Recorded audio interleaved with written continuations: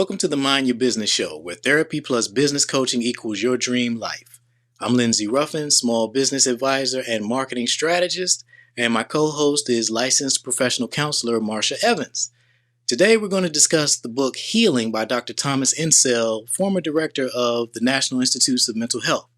Dr. Insel wrote a comprehensive outline or detailing of the history of the mental health care system in the United States. And he does a fantastic job of explaining how it used to work and how we got to where we are, which is many call not even a broken system. It's just no system at all. In the book, he does a fantastic job of detailing solutions that work in the United States as well as around the world. And we're going to discuss some of those solutions today. I've already done on another video where I gave my review of the book and why I think it's relevant to all of us. So I'm going to play that right now, and then we're going to come back and hear from Marsha what her take is on the book, and then we're going to have a discussion on it. In this video, I'm going to present an overview of the book Healing by Dr. Thomas Insel. This book delivers both the history lesson on how America came to be in the mental health crisis that we're in, as well as a prescription for returning to the days when we were not in crisis, because today's status quo is not how it has always been. The mental health crisis is something that we all have to care about and participate in solving because it impacts all of us. Here are some statistics from the book to help illustrate that point. The National Institute of Mental Health estimates 1 in 5 U.S. adults lives with a mental illness. In 2013, mental disorders topped the list of the most expensive medical conditions. Since 2001, prescriptions for psychiatric medications have more than doubled, with 1 in 6 American adults on a psychiatric drug. And perhaps most disturbing, the majority of people with mental illness are not in treatment. Those in treatment receive little more than medications, and many of the people receiving medications do not take them. What all that combines to result in is a nationwide homeless problem, which is actually just one of the major symptoms of the real problem, which is the lack of a comprehensive preventive mental health care system. But you might not care about the homeless, because it's easy to just ignore the homeless, right? Because that's what we do in America. But what about all these mass shootings that we're having with increasing frequency? Concerts, clubs, houses of worship, grocery stores, kids in elementary school. We're not safe anywhere. Who are these people committing these mass shootings if not people whom the mental health care system has failed? Who is a suicide victim if not a person whom the mental health care system has failed? This is everyone's problem, and we have to all be a part of the solution. So how did we get here? To answer that, I'll summarize an excerpt from Healing. Mental illness has always been a part of the human condition. For centuries, people were burned at the stake or more often imprisoned for life. But in the early 1800s, an advocacy movement began for the humane treatment of people with mental illness. And now I'll read an excerpt directly from the book. Rather than locking up mentally ill people as prisoners, their approach involved the establishment of asylums, hospitals, and adjoining facilities, usually far from cities, where patients like those with tuberculosis and leprosy could live in protected environments. In other words, humane treatment meant a shift from incarceration to hospitalization. In the U.S., mental health care for the century after 1860 meant a state hospital system consisting of asylums that nationwide housed nearly 600,000 people with mental illness by 1955. Quality of care across the several hundred state asylums varied greatly, and most were at best warehouses for chronically disabled patients. But that began to change in 1961 when Jack Kennedy became president. Jack Kennedy had a little sister named Rosemary who had a mental illness that had been made much, much worse by a lobotomy procedure, which was thought to be an effective treatment in those days. Joseph Kennedy Sr., the Kennedy family patriarch, had Rosemary shipped off to an institution and kept it secret from the entire family, including his wife, her mother. I don't know how he could get away with disappearing a child like that, not just from the world, but from her own mother and siblings, but apparently he was able to get away with it until he had a stroke and could no longer manage her care remotely. Eunice Kennedy, President Jack Kennedy's sister, became a huge advocate for their sister Rosemary, insisting that he use his power to do something about the warehousing of people with mental illness. Eunice Kennedy's advocacy resulted in the Community Mental Health Act of 1961, which accelerated the process of deinstitutionalization in favor of community-based mental health treatment programs that enable those suffering from mental illness to remain a part of society. The intentions were good, but what deinstitutionalization ultimately resulted in is a national homeless crisis and the warehousing of the mentally ill in jails and prisons. There's a lot more to it that occurred over a span of multiple presidential administrations that you can read about in the book. But where we are today is the Los Angeles County Jail and Chicago's Cook County Jail are now the largest mental health care institutions in the nation. And every few weeks, it feels like we're having another mass shooting carried out by someone whom the mental health care system has failed. The good news is we know the solution. In his book, Dr. Insel does a fantastic job of detailing solutions that work using real-world examples from around the United States and from around the world. So as he states repeatedly throughout the book, it's not that we don't know what to do, we're just not doing it. Prevention is key. The old saying applies about an ounce of prevention being worth a pound of cure. Dr. Insel explains that there are 4 stages of progression for mental illness and that intervention in stages 1 or 2 are when the best opportunities exist to create the best possible outcomes. Stages 3 and 4 are when someone engages in really problematic behavior and the intervention becomes a law enforcement intervention.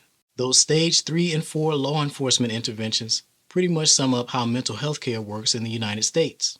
Dr. Insel advocates for a technology-based solution, and that's the piece of this puzzle where I'm able to make a contribution. To explore the solution that I propose, I want to recommend another book to you called Purpose by Gina Bianchini. Gina is the founder of Mighty Networks, which is a cultural software platform. Changing the culture of how we handle mental illness in this country is exactly what Dr. Insel calls for, and Mighty Networks is a tool that mental health professionals can begin using immediately to implement the kind of preventive, coordinated care solutions that Dr. Insel presents in his book Healing. It is with these 2 books as the foundation that I've created a playbook that you can start following immediately to leverage Mighty Networks as the technology solution that you use to implement the mental health care solutions that Dr. Insel details in Healing that have already been proven to work. So that's basically my take on it. I feel like this is a solution that we should not leave to the government or wait for the government to implement. There is an approach, or at least a part of the solution, that we are each empowered to implement. I believe that if we leverage the power of the small business community, we can affect some change. We can make some progress on this problem that affects all of us and it belongs to all of us. And through the power of building paid membership communities, building small businesses that are based on paid membership communities is the approach that I feel is something that each of us is empowered to implement. And so that's the angle that I'm choosing to approach working on this problem. And now we're going to hear from Marsha about what, Marsha, tell us your thoughts on the book, and then we can discuss it further. Yeah, thank you, Lindsay. So my thoughts about the book, being a mental health therapist, a licensed professional counselor, and going through graduate school, one of the things that really stuck out to me was a community, but how fragmented the system was, and what that meant for families, what that meant for providers, but really looking at the evidence, looking at how the United States has navigated these spaces, from Medicaid to Medicare, like all of that. I really think a community is big. A community is very important for the well-being of children, well-being of the seriously mentally ill, but also training. They talked a little bit more about like evidence-based interventions. They talked about the training from the therapists, the mental health therapists that are providing care, but also the numbers, and I think it's about a community and it's about collaboration. And Lindsay, you are right. We all do play a part in this. And I think if we can take it, understanding our part in it, we can make a difference. And so I really think community is really important. Something that I've always wanted to do was created a community and really lean on one another. That's why I named my business what I named it. It's called Willow Tree Counseling and Educational Center, is because somebody can come under my willow tree and get what they need and then go out within the community and create their own willow trees. And we're a community full of strong willow trees because of the way the willow tree can replant itself. So Lindsay, I do believe that the one thing that I took from this was it was community and the opportunity to heal, but being mindful of how when I think about myself as a provider, but also being in communication. And the one thing that I've seen when I am able to work with all the providers that are within um, helping a client, that client's success or their balancing or understanding their mental health in the family, they actually are able to find that quicker and able to come to a place of understanding of what they're battling. So that's something that I've experienced. Let's talk about community and specifically your Marsha Hills community, which coincidentally, well, I don't think it's coincidence. I think it was the universe at work. We Right. met about 6 months ago now and started working on building an online therapy practice for you, a community based online therapy practice or solution. And we had this thing built up and running and bringing members into it. Right. And then I found out about this book and read this book Right. in 2 days and and understood finally what, because for me the book was enlightening about what was enlightening about the book was now I understand where all these mass shootings have come from. For me, that was my takeaway. This wasn't Mm. something, this did not used to exist. When I grew up, this mass shooting stuff, it started with Columbine and whatever year that was. I think that was the late 90s or It was some it was 99. I was in high 99. school. Yeah, Yeah. Columbine, it was, we know Columbine because it was Columbine. Like it was a Hmm. thing. Now, you can't even name the schools, all of the schools Right. where there's been a shooting. You can remember like maybe I'm not even going to say the major ones, but the ones that were most horrific, like what happened at Uvalde with the failure of law enforcement is the biggest standout there for me. But um, there have been so many, we can't even remember them all. And we didn't used to have any. And in the book, Dr. Insel talks about the homeless problem that we have now that didn't start until the 70s. Prior to that, it didn't exist. And so he didn't make a correlation with the mass shootings, but for me, that was the takeaway. I was like, okay, yeah, this homeless problem didn't exist, and this mass shooting thing didn't exist either. What's the next thing that's going to, because the homelessness started in the 70s, and then the mass shooting started in the late 90s, and well, what's the next thing that did not Right. used to exist that's going to be a major plague on our society? So I'm like, okay, how can I what can I do to solve this? What piece of this solution can I own?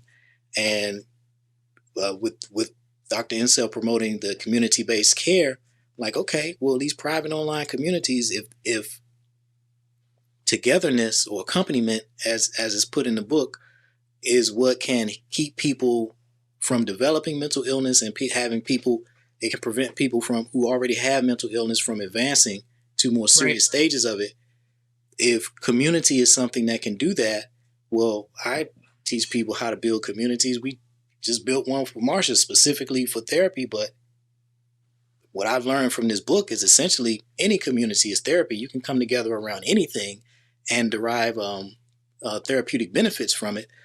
And so to see that we were already on the right path, like having not even read the book or not even being aware of the full scope of the problem, I thought when we set out to build your community, I was solving a specific problem for a specific therapist. The problem that you communicated to me about the medical billing system being broken and all of the hassle, I'm like, okay, I got a solution for that. That was the Right. problem that I was attempting to solve. And then to read this book and see that there's this much bigger problem Right. and it's the same solution from my standpoint. It's Right. like, wow, this was not just coincidence. This all lined up. And so today I want to explore your community so you can just let people know what it is, how it works, and so folks can get an idea because other therapists need to do this as well, and not just therapists, but regular people. There's a business opportunity here. This is from a business standpoint because I don't believe in altruism or trying to do things due to altruism. It's a wonderful thing if you can get it, but people have to be sufficiently motivated. Things have to be sustainable in order for any progress to be made. So you can't have people doing things out of the kindness of their heart and expect that Mm-hmm. to continue. So from my perspective, my approach is to approach this as a business endeavor. How do you build a community that delivers therapeutic benefits and to make it a part of this solution, and you get paid to do it? That makes it sustainable. And the bigger you grow your community, the more value it delivers, the more money you make. That makes it sustainable. And I want people to understand that making money is not a bad thing. It is not a bad thing. If you are delivering a service that helps people and makes their lives better, you should get paid for it. Otherwise, how are you going to earn a living if you can't Right. just be doing stuff. Uh, Everything can't be a nonprofit. It just can't. And so if we can build a small business infrastructure using small communities that bring people together and just deliver the healing power of accompaniment, that's the approach that I'm taking to it. And we can start with talking about your Marsha Heals community as an example. So tell us about the three, give us an overview of the three sub communities within your community, and then we'll explore each one of them in detail. Okay. So my community is called Marsha Heals, and there's three sub communities is called the Cypher for men, to talk about men's issues, without the fear of being canceled. The second one is called Lotus Circle for high achieving women, where they can have a place to be them, be safe, be supported, where they're not there because of the things that they do and have done and accomplished, but they're there for who they are. And then I have something called, the third one is Family Matters, and Family Matters are for parents that are parent that have kids, and we deal with parenting issues and just navigating that space of parenting. And there's also a comprehensive mental health guide for parents that is within Family Matters.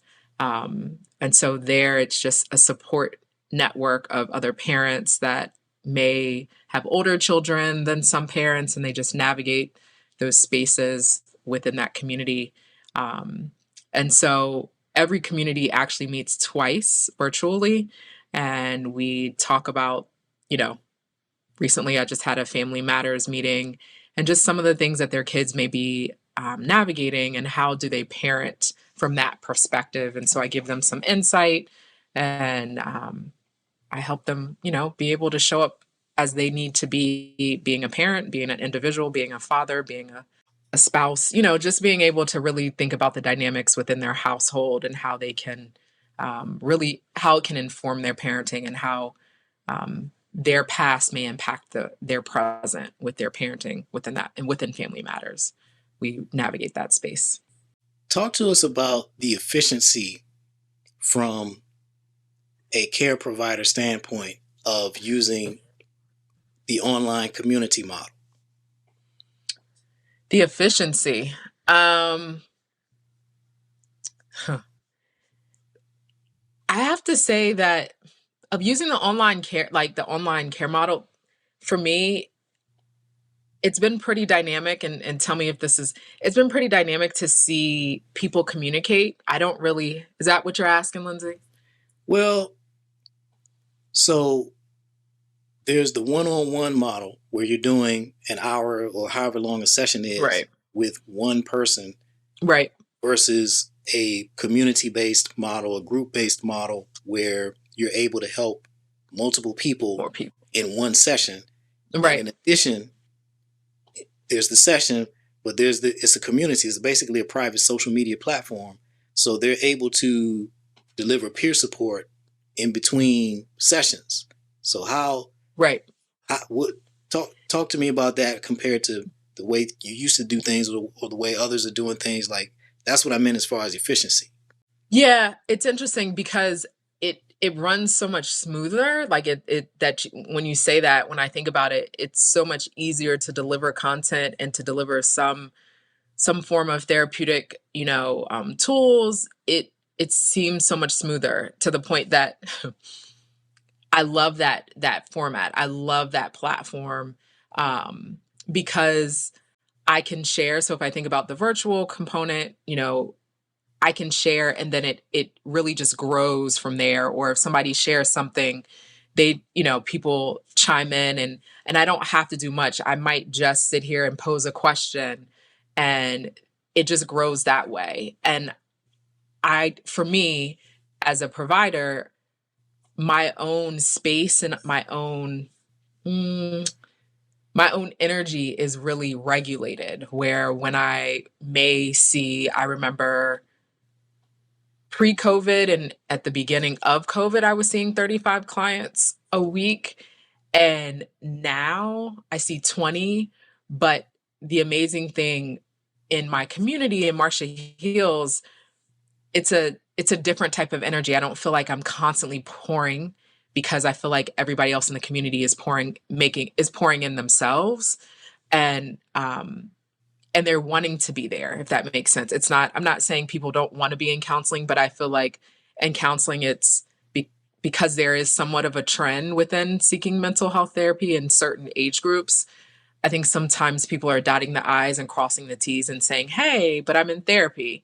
But this is a different feel in Marsha Heels. And so it just, there's some like this organic connection, this community of like leaning in and being vulnerable and being seen, that it's a total different experience when I do one-on-one work. And so sometimes things might come across, the computer or something I see, and I'll share it. And just to see how it evolves within the community is a different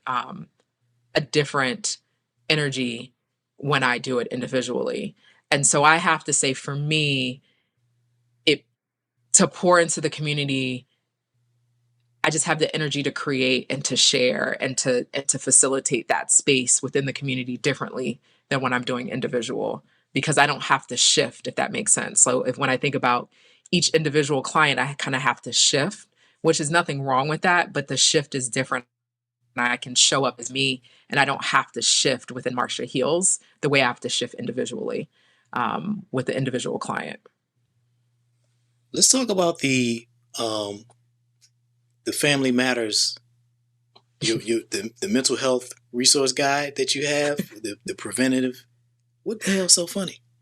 Well, because I just think about you saying how you didn't realize like how that guide came about, right? So Yeah. I just think it's hilarious how that guide comes about, how it came into So to life. for the people watching, I thought it was going to be like a pamphlet. I told her, put something together for parents who want to be proactive about their child's mental health. It was supposed to be for parents who had concerns about, just society in general and the influence that it's having on their children, particularly social media, and they wanted to be proactive about their child's mental health. And also supposed to have some resources for parents who have a child that has developed a mental health condition, and providing them with some information to where they can get help. And it was supposed to, not supposed to be. It was just, I'm just thinking of something simple. Just put some resources together, give them somewhere to go. And it ended up becoming this massive, comprehensive guide. And I got an insight into the depth of Marsha's expertise. It was just like, wow, you had all of that in you, and I had to ask you for it. Like you should have came with that from the beginning.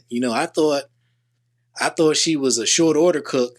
Not really, but I'm thinking of short order cook, like she's gonna whip up a burger and fries, something regular, and she comes out with a 10-course entree, a 10-course meal, because she's a chef, trained in the finest culinary training institute.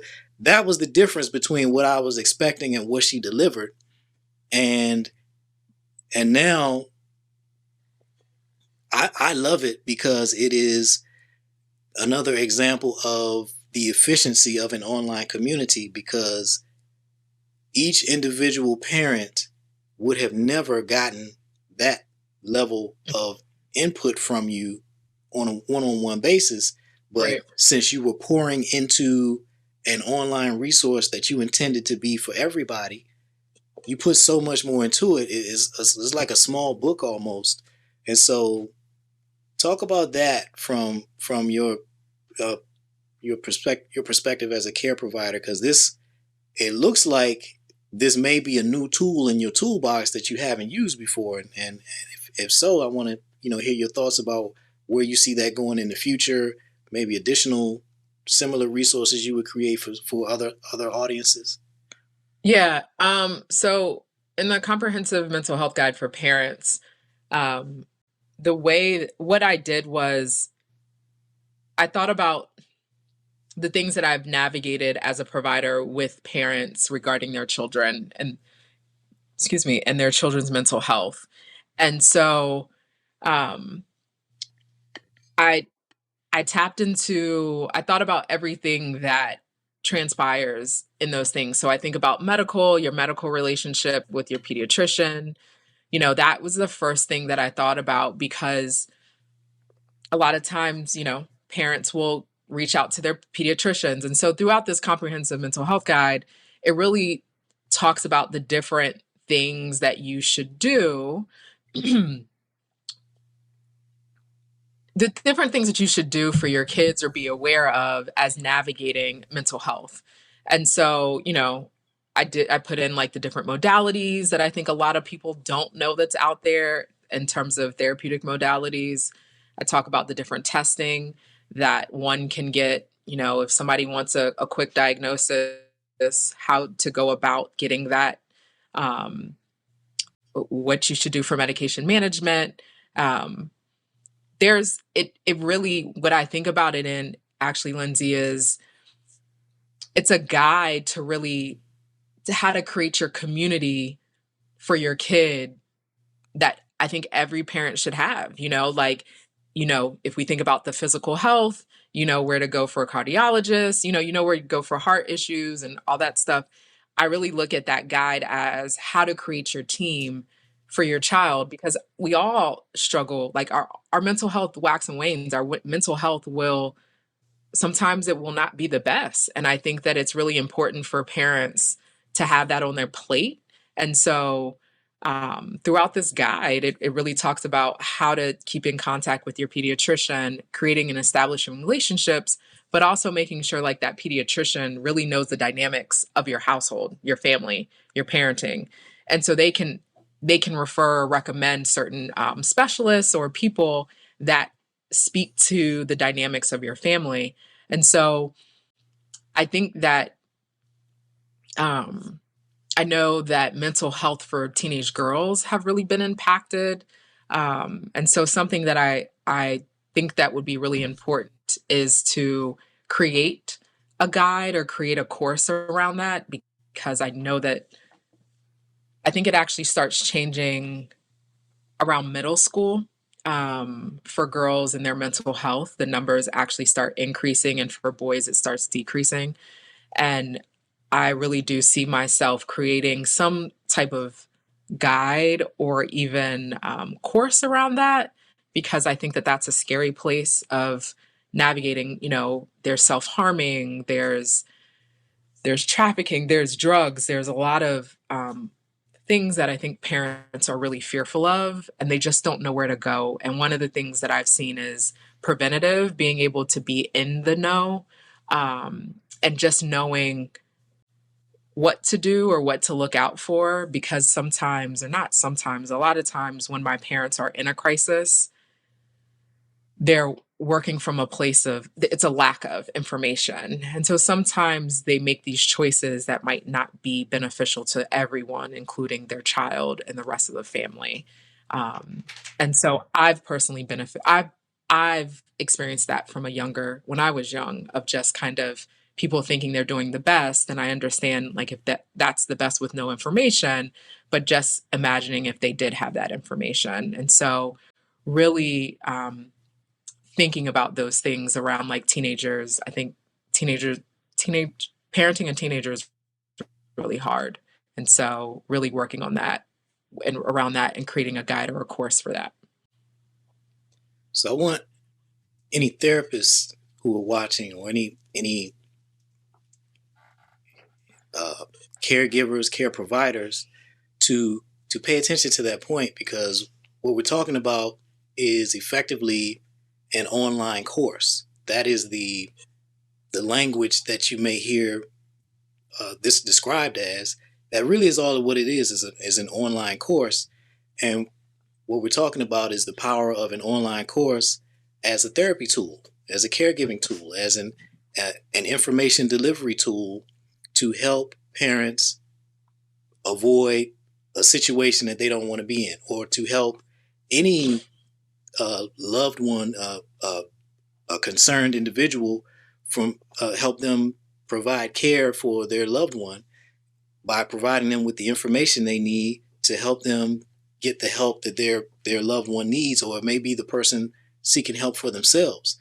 So the online course is an incredibly powerful tool in your toolbox. Think of it like in the past, you used to have to write a book or something like, to be able to do something like that. You don't have to do that anymore. Now we have all these tools on the internet that enable us to deliver our expertise in a way that makes it accessible to many more people and much more quickly. So again, I want you to pay attention to what Marsha just described, and think about what is your version of that. Who is the audience that you serve? Who are the people who are in need of your therapy and would benefit from having portions of your expertise put into an online course of some sort that you can deliver for free or for a fee? Because again, this has got to be, I'm all about sustainability. So sustainability through revenue generation. So you can have some courses that you provide for free, and you can have others that are fee-based. They have to pay for it, just like they pay for your therapy services. And this is a way that you can help many more people and make your therapy more accessible. And the online community model is specifically using the Mighty Networks platform, because you'll hear me talk about that platform all the time. It is my favorite tool because it empowers people to help other people. It's just a multiplier of your talents and your abilities to help people. And with the therapy administered via an online community, Mighty Networks platform specifically, now you're able to extend your reach into places where people are in need, but they can't get to you.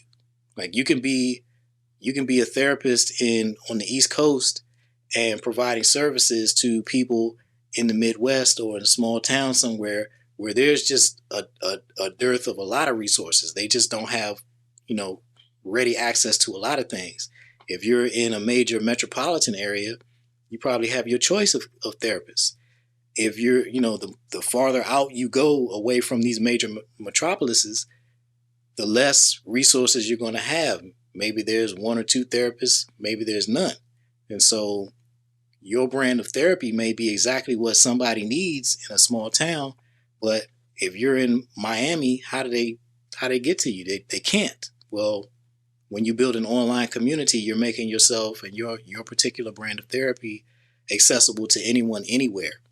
And I don't have anything against BetterHelp and Talkspace and those other platforms, but if they don't work for you as an individual therapist, you don't have to do it. You don't have to sign up with those platforms. You can build your own, as Marsha has, and design it exactly the way you want it to work for you, as well as for the client base you intend to serve. So if you have a therapy solution in mind, that an online therapy solution in mind, and it doesn't fit into any of the boxes that the major platforms provide, just know that you don't have to try to shoehorn yourself into that.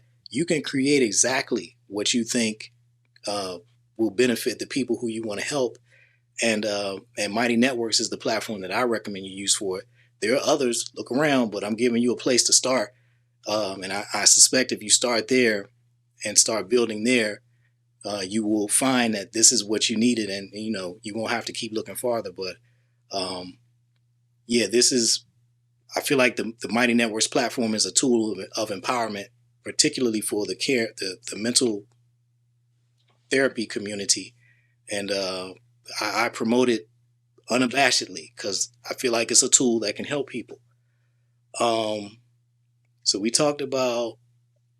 Well, can Go I ahead. can I say so? One of the things that, especially during COVID, I can say from a licensure standpoint, a lot of states were allowing people who weren't licensed in that state to get an emergency license so they could see clients from that space. And one of the things you got to be mindful around is that therapy is help, right? And so when we think about those words, it's kind of like you got to put that caveat out of you're not doing one-on-one therapy. But if there's, for me, my tagline for Marsha Heals is self-care isn't selfish. And so that's the tenet, that is the tenet of all the sub communities, is kind of how do you make sure that you're taking care of yourself. And so when in all the sessions that I've had with everybody within Marsha Heals, it really is a matter of what does self-care look like, and how is that informing the way you show up with your partner, your child, yourself, and how does that impact your day-to-day professionally and personally? And how do you make sure that your mental health needs are taken care of? So just like your physical health. And so I know that that may be like, well, it's therapy. And so then you have these stipulations of, well, am I responsible for their well-being?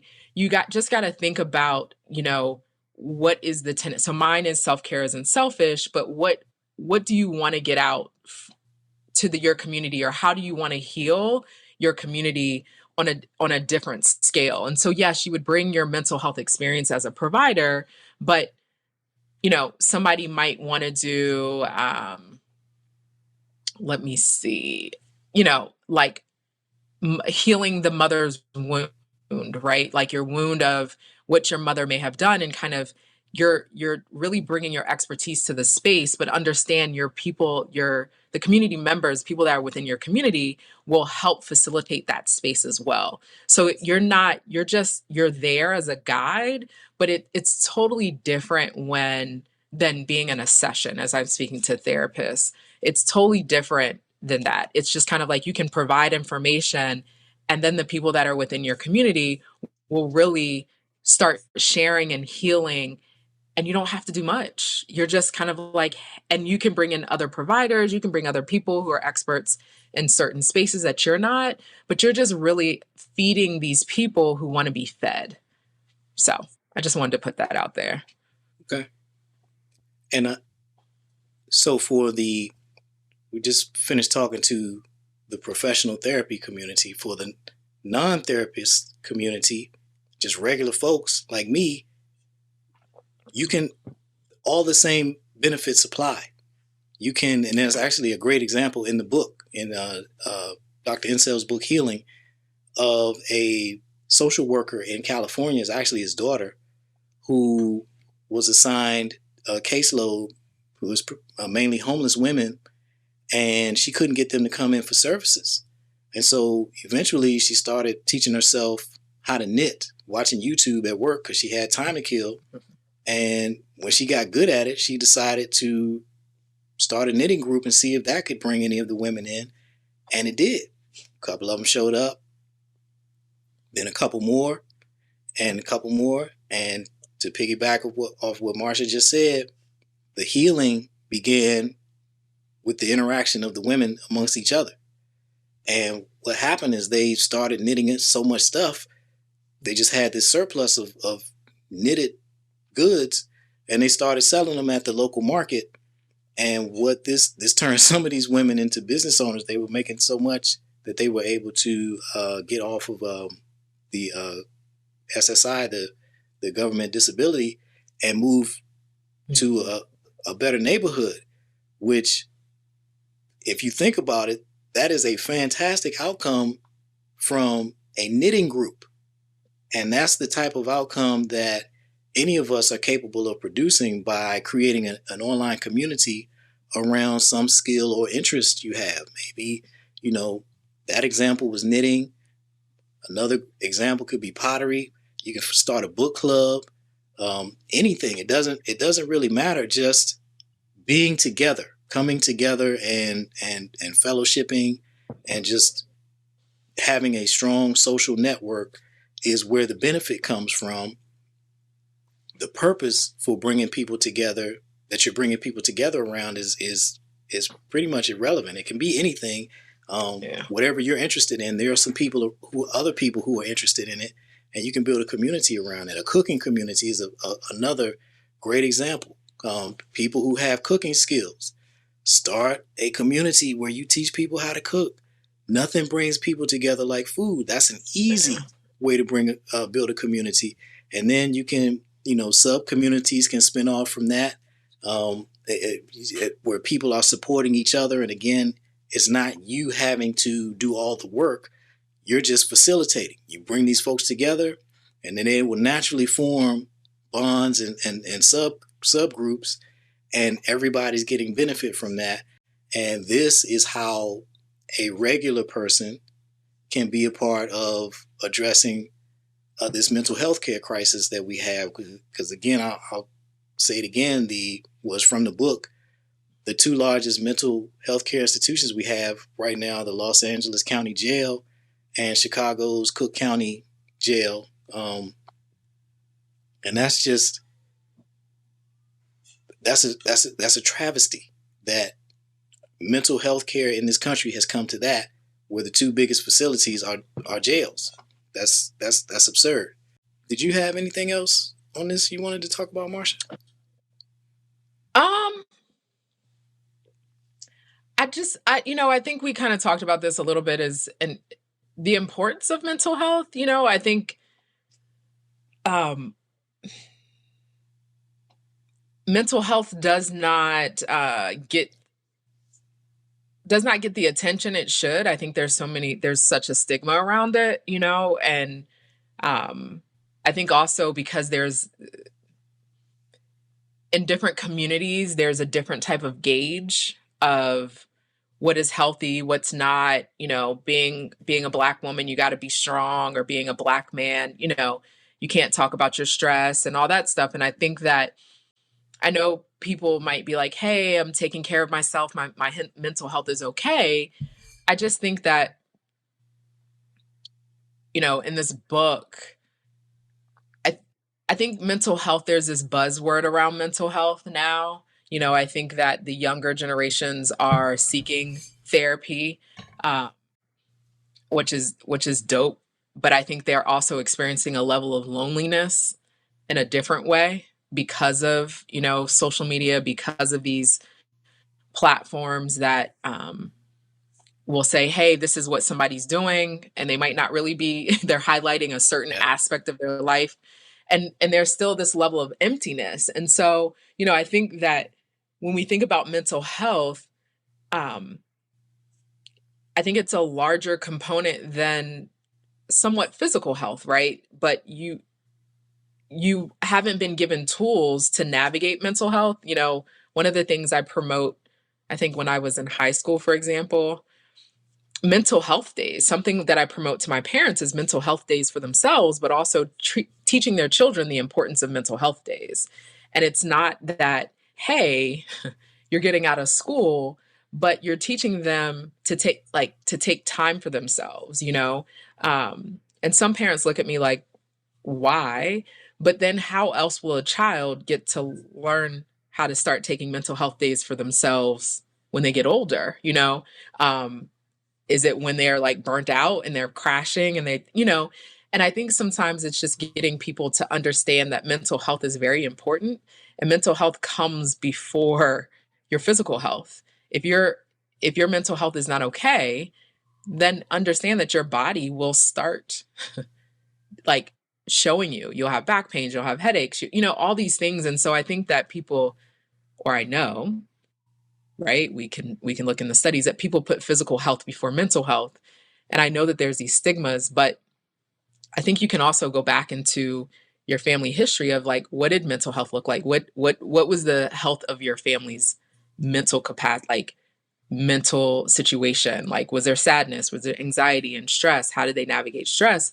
But I just think it's more important than we really realize, just like self-care, the buzzword around self-care, it's really important. And I know that there's stigma, but we all have our battles with our mental health and we don't share. And I think that a community is a really great place for that to happen. Yeah. I agree. Yeah. I think we've covered all the ground we wanted to cover with the book, so we'll wrap it up. What I want to do is make sure everyone knows that if you need help with creating a community, creating a business based on an online community, He's the man. He is the man. that's what I can help you with. This is really not complicated at all. And if you are looking to build a community-based solution as part of solving your problem, as well as this mental health care crisis that we're in, building online communities is a fantastic business to be in. You can run this business from anywhere in the world. This is a work from home or work from wherever you want to work business. And it enables you to do good in the world while doing well for yourself. And so it's something that I think many folks ought to consider for creating an additional revenue stream, income stream. At the time of this recording, this is the spring of 2023, March 2023, and there have been tens of thousands of layoffs. Facebook has just laid off another 11,000 people, which brings their total to 21,000 layoffs in the last 5 or 6 months. And that's just Facebook. There are so many other companies that have been laying off people by the thousands and sometimes 10,000 or more. And if your job is your only source of income, we're just not in a world where that's a safe situation, a safe status quo to be in. So I encourage everybody to develop some type of side hustle. Be thinking about some additional way to generate income outside of your job, because if your job ever goes away, you would want to at least have something else going. And building a private community around a fee-based community around some skill or interest or hobby that you have is an excellent side business that will not interfere with your day job in any way. And if you're like a lot of people who hate your day job and you're looking for a way out, this is your bridge to getting out. You start this business, your community, your private community, and you work it as, in hours outside of work. And then as it grows, you grow your membership fees start to increase because you're adding more people. It will eventually get to a point where you have the flexibility to decide if you want to leave your job or stay versus just feeling trapped and not knowing what to do about it. So if building that type of a lifestyle business where you have more control of your life and of your time is something that you're interested in, that's absolutely something that I can help you out with. And I'll leave a link in the description box below where you can get help, where you can contact me to get help with that. I also have links to Marsha's community. So if you like what Marsha's talking about and you want to check it out, you want to maybe get on her calendar and hear some more specifically about whether the community is right for you, I'll put links to that in the description box as well. And so that's it for this episode of the Mind Your Business Show. Oh, we have there's a live component, so check us out on Monday evenings, 7 p.m. to 8 p.m. Eastern on YouTube. Again, I'll put a link to that in the description box as well. So if you'd like to participate in the dialogue, we invite you to join us. So yeah, you got anything else for Marsha? Nah, I Lindsay's the truth when it comes to building out a community. Marsha Hills is a community that, really promotes self-care and getting you to understand the things that are, in your blind spots, and bring them into view so you can understand what's stopping you from meeting the goals and the things that you want to do in life. And that's where I think, or that's why I know where Mind Your Business came about, because Lindsay's being a business coach and me being the mental health therapist, really coming together and helping. And so through Marsha Heals, you'll get to understand more about yourself, but also have a community that can support you through that process. And so if you want to schedule an appointment, in the links that will be provided, you can schedule an appointment and gather more information, or check out the community. So yeah. And we'll let that be the last word. We out. See you next week. Deuces.